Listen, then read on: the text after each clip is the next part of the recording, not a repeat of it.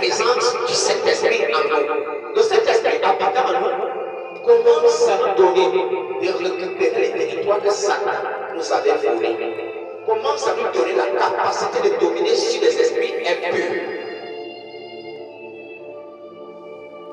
Car si le royaume des cieux s'est révélé, c'était pour démontrer au royaume des ténèbres qu'il n'a pas d'autorité sur la création de Dieu.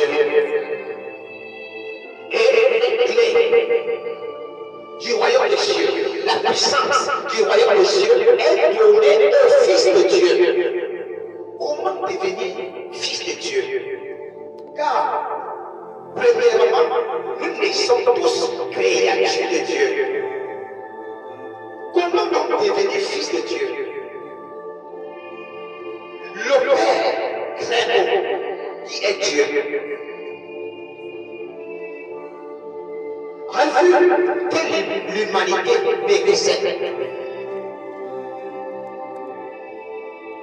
Et s'est résolu de dépouiller son fils Jésus de sa puissance pour venir porter le fardeau de l'humanité en mourant pour l'humanité. Pour cela, le Père dit ceci, le royaume en Jean chapitre 7. Tous ceux qui vont donc accepter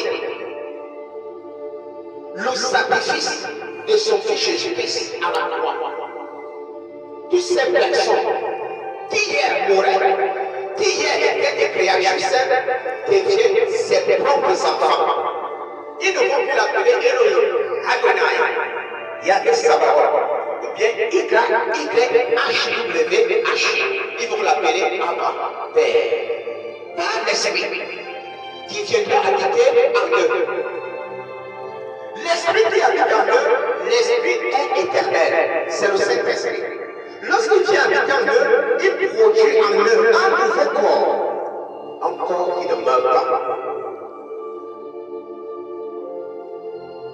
C'est pourquoi cette personne qui posait des questions à Jésus, de savoir comment serons-nous après la mort, nous qui l'avons accepté. Jésus dit, nous serons revêtus de nouveaux corps qui ne meurent pas.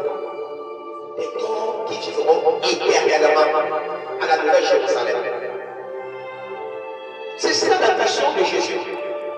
Nous réconcilier au Père. Cette réconciliation produit en nous la vie éternelle.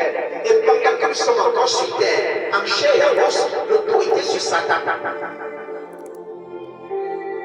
C'est pourquoi nous disons continuellement, par Jésus-Christ, le royaume des cieux est une démonstration de force et de puissance sur le royaume des ténèbres. Si je parle de Jésus, et on ne voit pas les signes du royaume des cieux en toi, en fait c'est un Jésus qui t'a appelé. C'est une école de théologie qui t'a appelé, c'est un Jésus. Cherche la paix qui vient de Jésus. C'est ta paix produit en toi l'esprit.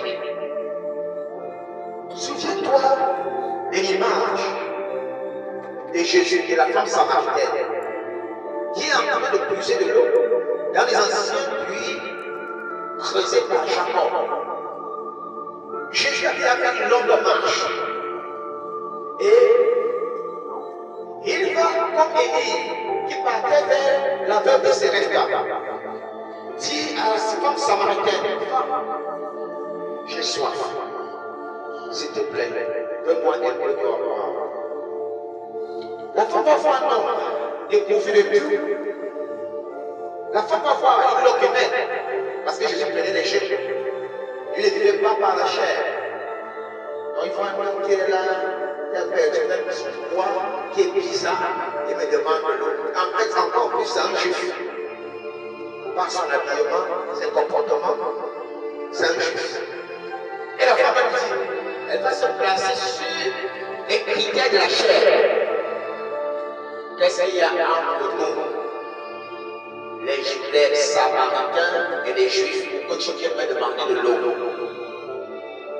Et Jésus va dire à cette femme, l'un n'est plus regardé aux races, aux tribus.